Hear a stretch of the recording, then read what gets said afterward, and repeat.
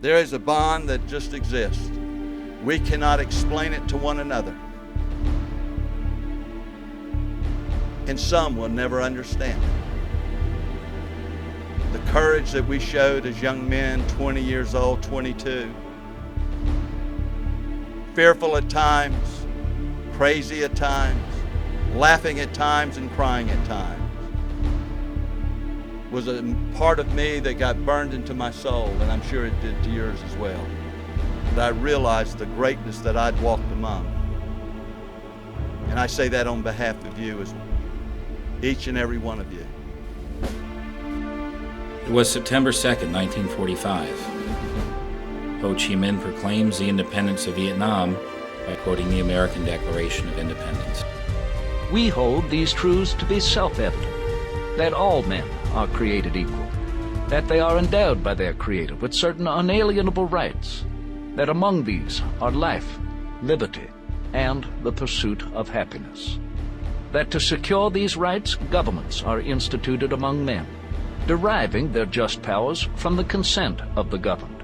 That whenever any form of government becomes destructive of these ends, it is the right of the people to alter or to abolish it, and to institute new government, laying its foundation on such principles and organizing its powers in such form as to them shall seem most likely to affect their safety and happiness. 5 months later, the People's Republic of China and the Soviet Union make plans to help strengthen Minh's Democratic Republic. February 7th, 1950. In America, the era of McCarthyism erupts as Senator Joseph R. McCarthy of Wisconsin gives a speech claiming the U.S. State Department harbors communists. As a consequence of McCarthyism, no U.S. politician is willing to appear to be soft on communism. We are faced with a clear and one-sided threat of a change in the internationally agreed position of Laos. This threat runs counter to the will of the Laotian people, who wish only to be independent and neutral. It is posed rather by the military operations of internal dissident elements directed from outside the country. This is what must end if peace is to be achieved in Southeast Asia. June 30th, 1950. President Harry S. Truman orders U.S. ground troops into Korea following the communist invasion of the South. In his message to the American people, Truman describes the invasion as a Moscow-backed attack by monolithic world communism. If any Americans remained complacent, they were in for a shock.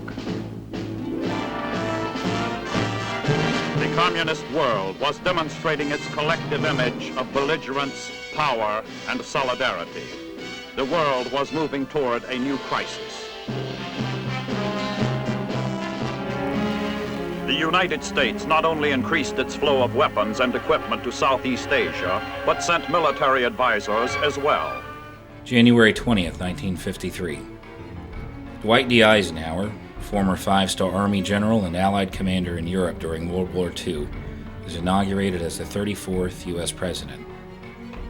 During his term, the American people foot the bill for their new president's political ventures, and Eisenhower greatly increases U.S. military aid to the French in Vietnam.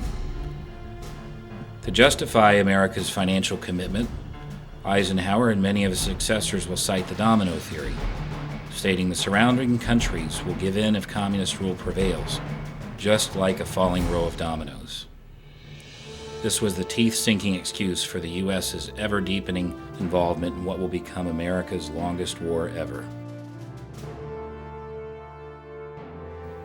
January 20th, 1965. Lyndon B. Johnson takes the oath as president and declares, "We can never again stand aside prideful in isolation. Terrific dangers and troubles that we once called foreign now constantly live among us." March 2nd, 1965, Operation Rolling Thunder begins as over 100 American fighter bombers attack targets in North Vietnam. Scheduled to last 8 weeks, Rolling Thunder will instead go on for 3 years. April 17, 1965. In Washington, 15,000 students gathered to protest the U.S. bombing campaign. Less than 1 month later, on May 3, 1965, the 1st U.S. Army combat troops, 3,500 men of the 173rd Airborne Brigade, arrive in Vietnam. The first conventional battle of the Vietnam War takes place as American forces clash with North Vietnamese units in the Ai Drang Valley. 1st U.S. Air Cavalry Division employs its newly enhanced technique of aerial reconnaissance to defeat the NVA. Henceforth, it became a war that the USA controlled by air. Many entitle the Vietnam War the Helicopter War, for this innovative aircraft provided unprecedented mobility. Without it, it would have taken 3 times as many troops to secure the 800-mile border from Cambodia to Laos. Many soldiers were picked up and dropped off from one war to the next, never needing a landing strip and hovering above the enemy like a mystic god. The helicopter quickly became the world's best military transportation service.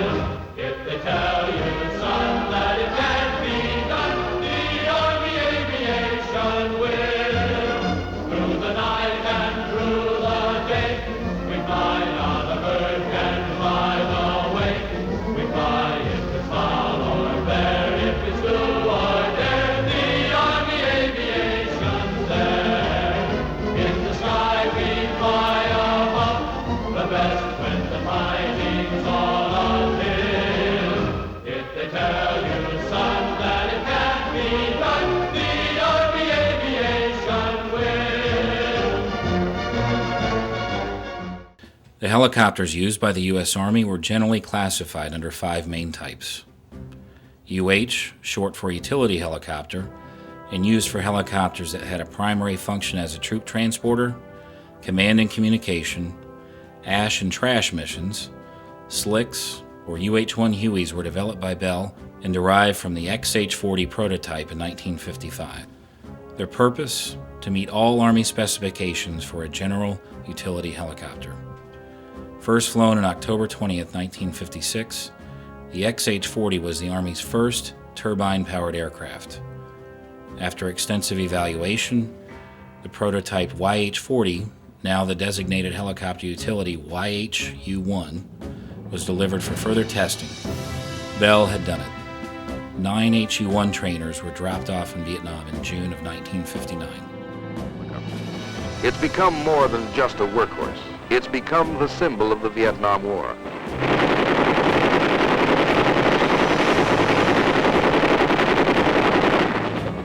Few people realize the versatility of the helicopter. It quickly proved itself in actual combat, and there's nothing like it for mobility in the jungle. This is a war of constant movement. In the jungles, the delta, the highlands, the central plain, and the reed-covered marshes, the chopper is now the indispensable weapon. The HU-1A Iroquois was the first model ordered in large numbers. The Huey became the basis for the creation of the 1st Aviation Brigade in 1966. Innovations have been made. Innovations molded from experience against a particular enemy in a particular war on a particular terrain. The Army has taken many forward steps to conduct operations more effectively in Southeast Asia and to give its soldiers the finest possible support. In 1965, Bell came out with the UH-1C. It could seat 9 troops and had the improved rotor and a greater range. The UH-1C was powered by a single Lycoming T-53L-11D 1100 ship engine. The rotor head was the 540 rotor system. The chord of the rotor blades was much wider on the UH-1C than all other models. The UH-1C also featured a brace extending from the aft fuselage to the weapons mount. Of equal importance was the use of the UH-1 in the devastating role of aerial rocket artillery. If there was a weakness in the overall mission, it was that the U.S. Army did not really hold the territory except locally, and particularly none at night. The door gunner's workday has an open end. He's often called out at night for reconnaissance and fire support missions. The enemy likes to move and fight during the dark, so our night missions are a real nuisance to him. Besides, flying through a dark sky makes us difficult targets for counterfire.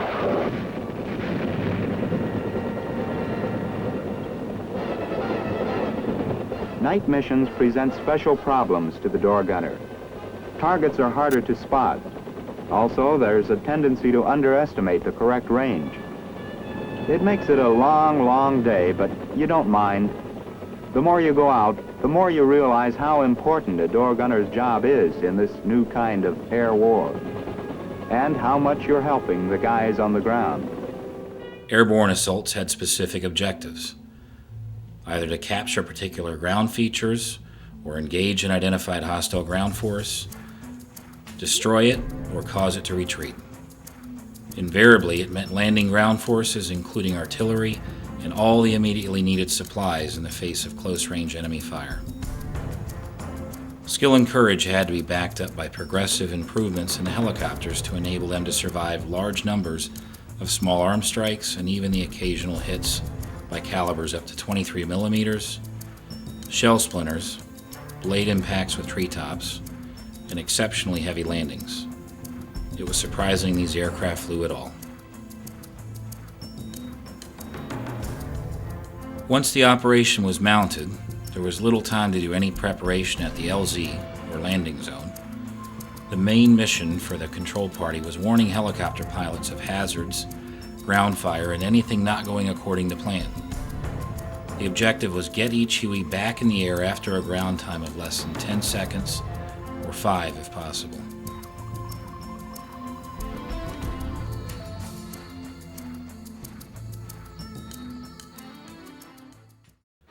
Next up, we have the OH, or the observation helicopter. These were helicopters designed to carry out reconnaissance missions such as the OH-6 Cayuse. Throughout the operation, the closest offensive support would be provided by a so-called pink team, made up of one or more pairs of fast, agile helicopters. Many of these pilots were mainly young enlistees, given the rank of warrant officer on gaining their wings. One of the pair would be a Loach. This extremely small and maneuverable aircraft often carried weapon systems such as miniguns, XM-27 packs, or an XM-75 grenade launcher. But its main role was to carry a crew of 2, 3, or 4 as close as possible to where waiting enemy forces might be in the landing zone. It was a highly dangerous job. One Loach pilot was collected by rescue aircraft 6 times after having been shot down by point-blank fire. Everything discovered by Pink Team observers was immediately radioed to the LZ and to the force commander. Now on to the AH. This was short for attack helicopter, and used for those helicopters designed to carry weapons for ground support, and in particular with reference to the AH-1 Cobra. Doing its best to protect the Loach and other members of the Pink Team, the Bell AH-1 Huey Cobra was quickly developed to replace the canceled AH-56A. The AH-1 gunship was bristling with sensors as well as armament. The Huey Cobra was somewhat smaller and simpler, and after quick development, got into action in Vietnam in autumn of 1967, for the first time bringing heavy firepower into the USA Air Mobile companies. Slim, agile, and well protected, even the first versions of the Cobra carried devastating firepower from machine guns to cannons, grenade launchers, and up to 76 high-velocity rockets. Subsequently, additional weapons were able to be fitted, as well as sensors such as the nose-mounted SMASH SE Asia multi-sensor armament system for Huey Cobra. It was fully equipped with infrared and MTI, moving target indication radar, which automatically linked to the weapon aiming subsystems. Cobras made a considerable difference to air mobile operations, bringing heavy suppressive fire to a bear within seconds. They not only made the defenders keep their heads down, but often eliminated them. The air ambulance is the backbone of the medical service's life-saving effort. Pilots and crews man their helicopters day and night, flying into hostile areas, risking their lives to save the lives of others.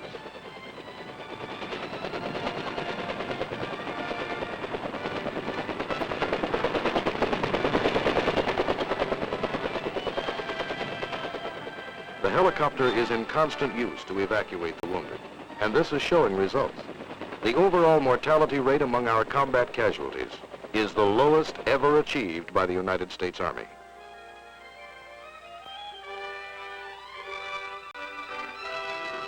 Although flying through the sky gave the U.S. a huge advantage in wartime, we were on enemy turf and they weren't giving up easily.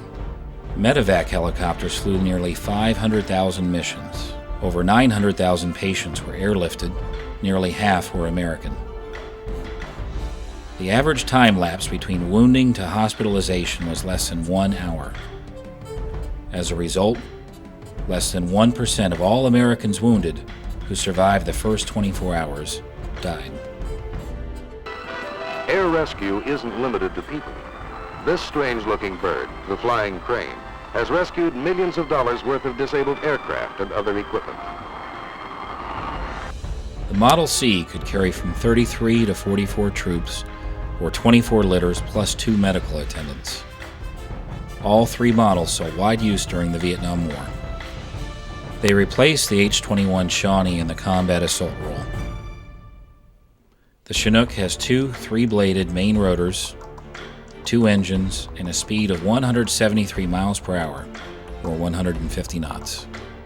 The CH-47B was the standard troop transport used by the 1st Cavalry Division in Vietnam.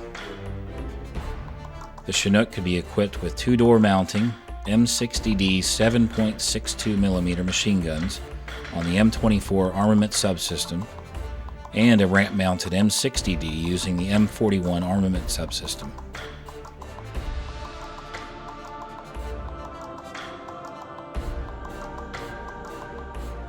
The CH-47 could be equipped with a hoist and a cargo hook. The Chinook proved especially valuable in pipe smoke aircraft recovery missions. The hook recovered about 12,000 aircraft, valued at over $3 billion during the war.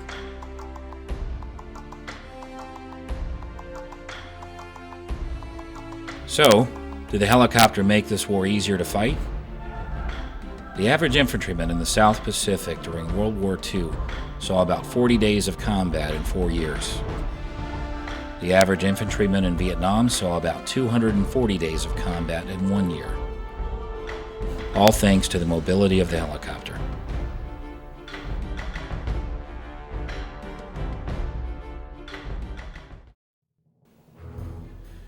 April 24th, 1971. As the 15-year war draws to an end, Americans on the home front are waging their own war with the government. Yet another mass demonstration is held in Washington, attracting nearly 200,000 people. 7 days later, a mass arrest of 12,000 protesters occurs in Washington. 2 months later, as 6,100 American soldiers depart Vietnam, a daily record, 5 burglars go inside the Watergate building in Washington to plant hidden microphones in the Democratic National Committee offices. Subsequent investigations will reveal they have ties to the Nixon White House. The war still is not over quite yet.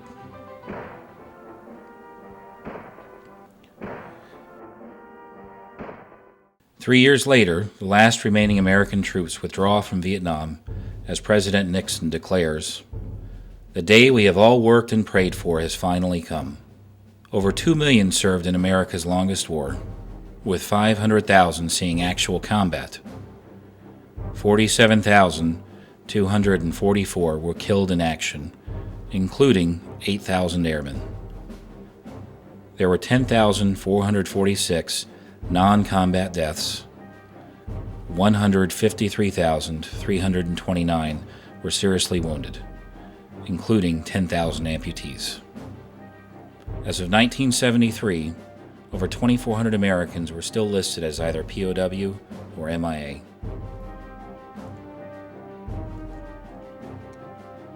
The longest war in American history has finally come to an end, and more than 1.5 million people go home with their lives the same way they arrived, in the same way they fought, by air. There were about 12,000 helicopters that were flown by 40,000 pilots, 2,202 of whom didn't return alive. Thousands of soldiers relied on these men to equip them with everything they needed, and thousands more trusted them to take them back. This war may have been the longest in U.S. history, but it did not produce anywhere near the number of casualties its ancestors faced, nor did it lack the technology needed to bring our troops home. Thousands may have lost their lives for their country, but millions came home in this.